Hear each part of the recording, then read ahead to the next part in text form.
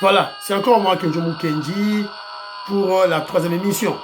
Voilà, la troisième émission, voilà, les Congolais, surtout les Congolaises patriotes, ne sont pas contents, ne sont pas contents de ce que Bossembe, le chef, le président du CESAC a eu à faire.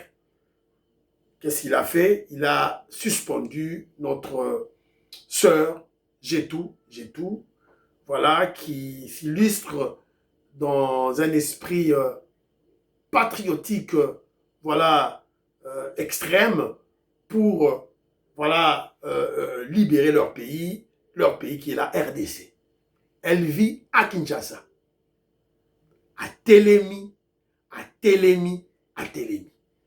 Alors, elle avait dénoncé, qui ça, le Fayoulou. Évidemment, elle n'avait pas insulté, elle avait qualifié Fayoulou de Bololé. C'est une qualification négative sur base de ce que Fayoulou est en train de faire. C'est clair. Évidemment, au cours de l'émission de hier, on vous a démontré que notre sœur Jetou s'est farouchement opposée à cette décision. Elle a dit qu'elle ne pliera pas à côté les mains, oui, et puis à vous défendre Moka. Voilà un esprit voilà, patriotique, un esprit révolutionnaire que nous devons encourager. Voilà. Donc, ma sécurité, tout ça, pour les Congolais, va comprendre ma Rambozali collègue. Alors, de l'autre côté aussi, avant la Tchelabino, évidemment, la Tchelabino, j'ai un élément, Oyo, elle avait présenté, Tchelabino Sikoyo, ses collègues révolutionnaires, les dames, qui recadrent Bossembe. Bossembe, c'est ça, raison, il y a émission Nabiso, ou tout à l'heure, c'est la troisième émission. Mais avant ça, dans Tchelabino, l'élément Moramoukier, quand il y a Tchelabino, Botala. Ah, John Tumbabwenda. Vous avez fait votre régime, vous avez fait dans l'exception de Moutumo, mais ça n'a rien à écala. Mais ça n'a rien à Moutumo, vous avez vu comment on a Toyokai, Bolandae. Il dit ce que est bima. Mais qu'est-ce que j'ai fait de mal là? Je suis chez mon mari. Ah,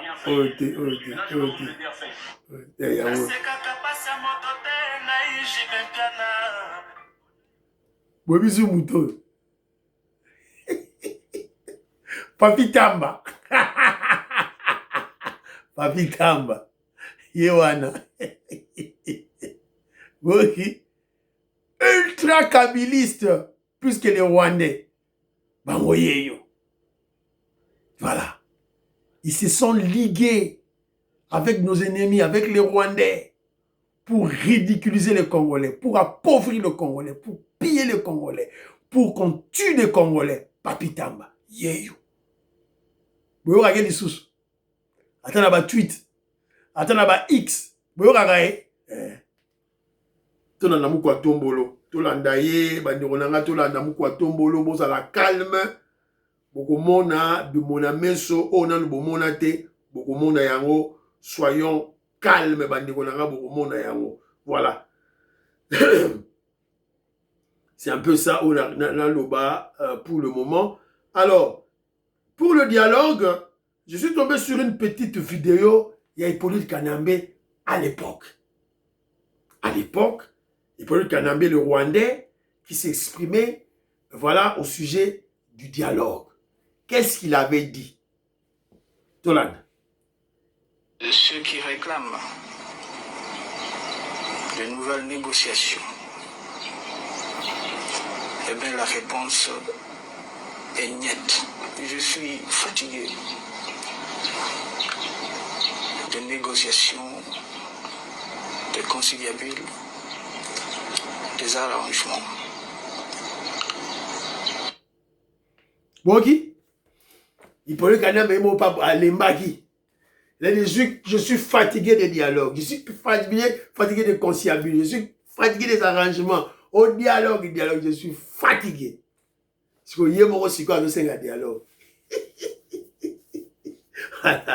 Regardez, tu kangie kleboa. Tu kangie ka. Fachi beto kangie niembes. A obujete. Azawana a obujete.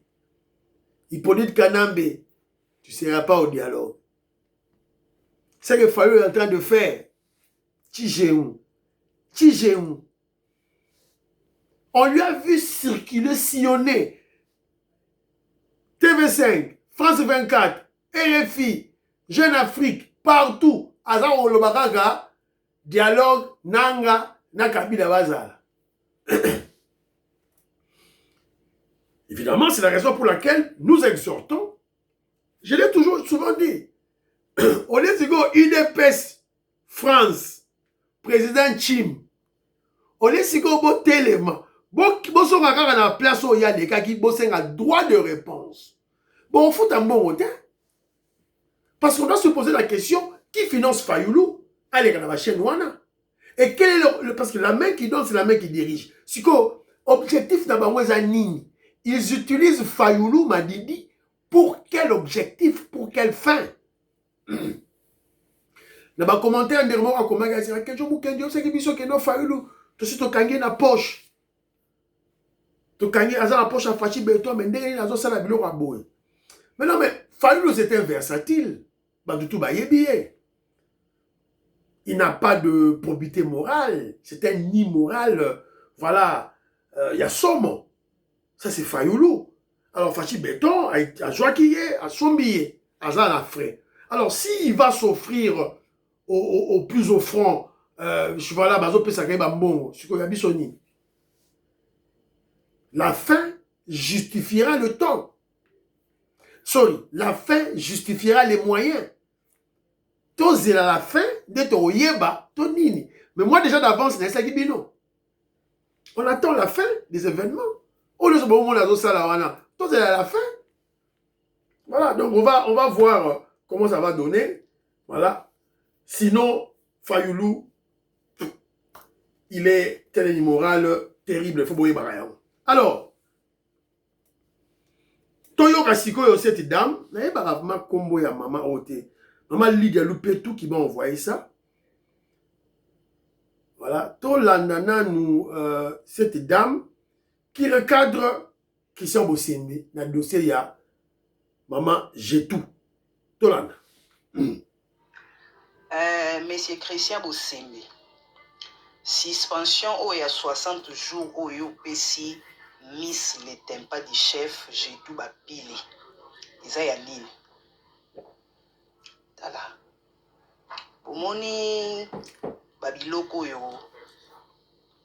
et c'est pélisate ba politique ya ba deux poids deux mesures oyo biso to linga ngote surtout na biso jeune fille que nous sommes tout élément lelo ko défendre mboka na biso ko défendre chef de l'état et le comment sécurité ba jeune ebele le kwa biso ba sala ngote courage au biso to joie ya ko zoaka ba téléphone na biso ko ya ko défendre mboka na biso ya ba risque makasi o to zoaka mais total ba risque wana te total ba risque wana te to lobi ke to sa bana mboka Congo eza mboka na biso et nous devons défendre notre pays yango epesa biso courage wana yango esala ke to teka ba face na biso pour non lobi la mambo mboka. Donc monsieur Christian Bosseme ngande nazabwe na omona ta mabe mon côté na omona ngote na émission oyo bayamaki ndeko chetu bapili à propos ya makambo ya Martin Madidi oyo ye azoya koyebisa biso peuple congolais to limbisa Kabila to limbisa nanga Kabila na nanga il faut baza na kati ya dialogue.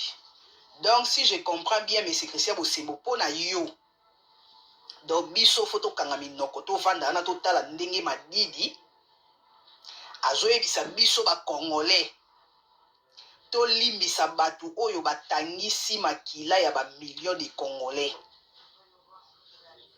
to limbisa bango et dialogue il faut bango baza na kati yebi niveau epesa kanda te nga so na ki olobi nango te c'est parce que je ne vais pas bien na santé na ngeza bien te yango na yo olobi na ki olobi nango te mais ça m'a tellement énervé que si soki na ki olobi nango omoni ba propos oyo j'ai tout ba pile lobby yango kutu eza mokie eya mokie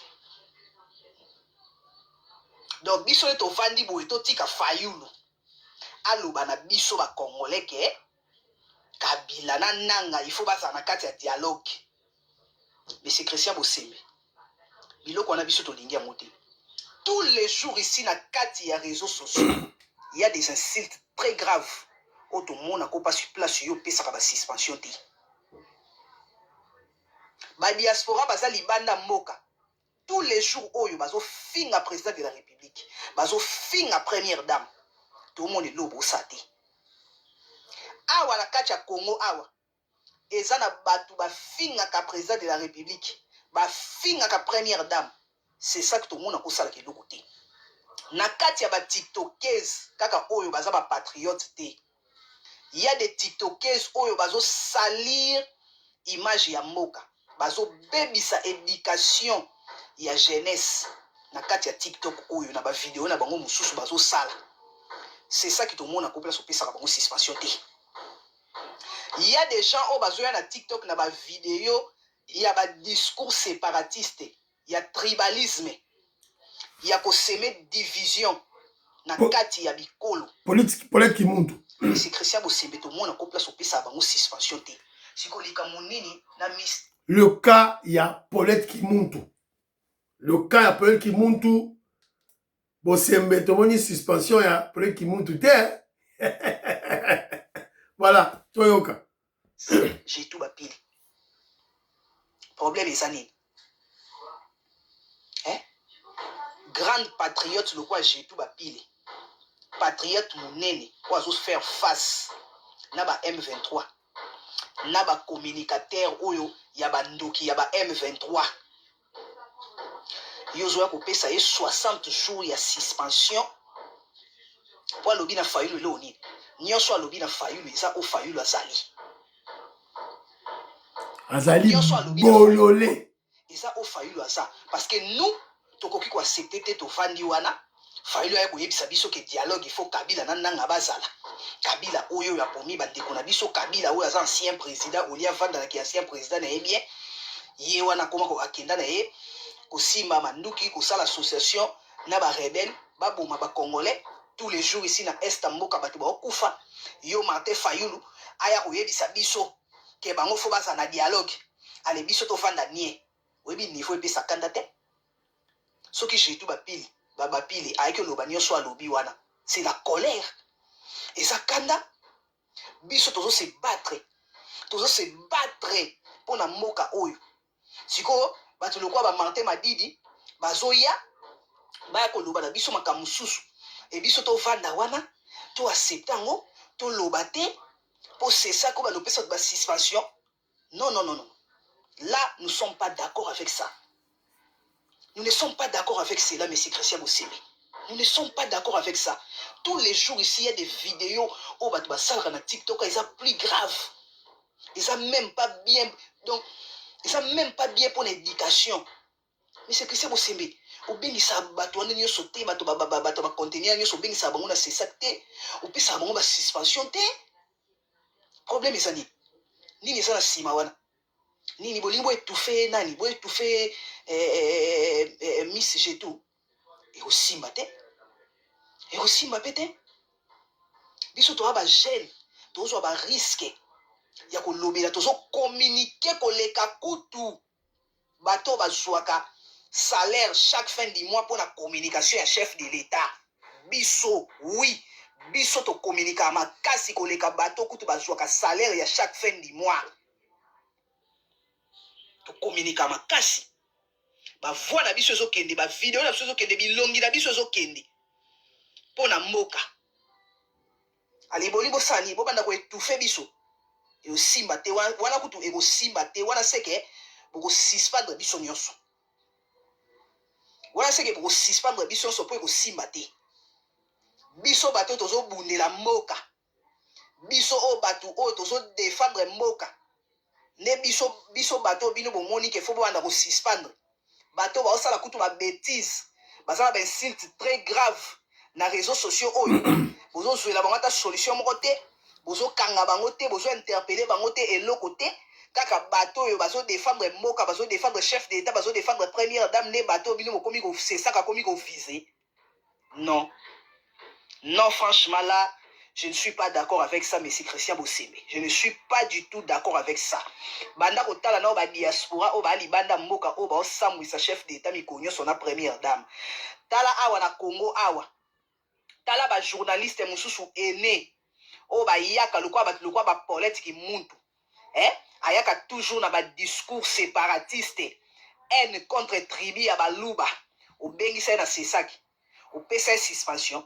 Au sala moté papa Christian Bosembe siko likamunini na le tempa de chef likamunini eloko nini ngo oya lobeli Fayulu weza ya sika Fayulu yemo kutu atena ba propos très grave ba epenge wana nyonso ba trena ba propos très grave pour la chef de l'état au bengisa bango te au sala bango eloko te monsieur Christian Bosembe ko kena biso ndengwana te okokena biso ndengwana te parce que so biso totala ba risque o biso to swaka pe nde to ya koteka ba face na biso apona lobila mboka pona défendre chef de l'état en même temps kutu ndenge ça na chef de l'état en équipe momba communication o ba swaka mbongo chaque fin du mois ba sala ta musalo biso to sala raté ale biso ba to ane bino bo pesa ba suspension mais c'est que ça je ne suis pas d'accord avec ça.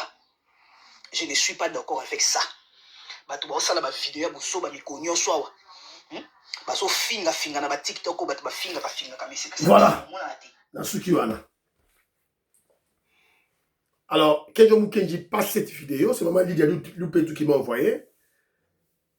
C'est juste pour donner des énergies positives à notre sœur Jetou.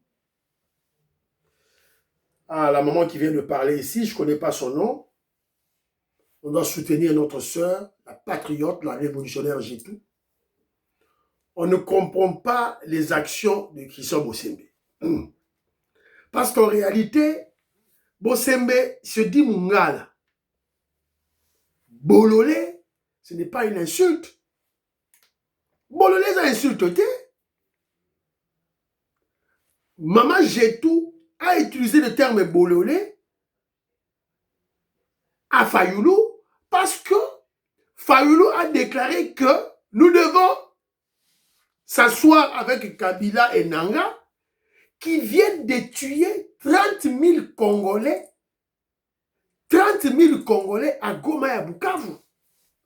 À lui, les linges sales, c'est là en famille. Tout chocolat maboko. Christian Bosembe, tu te dis juriste de formation, doctorat en droit. On prépare une thèse de doctorat nayo. Et vous trouvez ça normal? Fayulu, na niveau naye, na âge naye wana, andima les condamnés de la justice, des délinquants, Kabila et Nanga, des criminels de leur état, bah la dialogue. Est-ce que vous avez dit que l'attitude wana ezali qui bololé? Qui bololé? Nous confirmons cela. Fayulu était bololé. Chidjingi djingi, chitatakana. C'est simple. Alors, nous sommes contents. Nenge, le peuple congolais, à travers les mamans, se sont levés. Nenge va se lever, va soutenir Mboka, va protéger Mboka, va s'ériger en barrière ou disons en barrage contre nos ennemis. Le peuple congolais, tout soutenir Mao. Voilà. Donc, Soki Tomoni, na dialogue wana, Kabila, Nanga, Bertrand Bisimwa, Roubewa, Moïse Nyarugabo, peuple congolais, Téléma, Tobanda Biloko, ou Panza Biloko wana. Voilà, c'est comme ça. On fait le dialogue comme le chef a dit, cohésion nationale, faire la guerre contre Kigali, point barre. C'est un peu ça. Vous partagez l'émission. Bye bye, à la prochaine.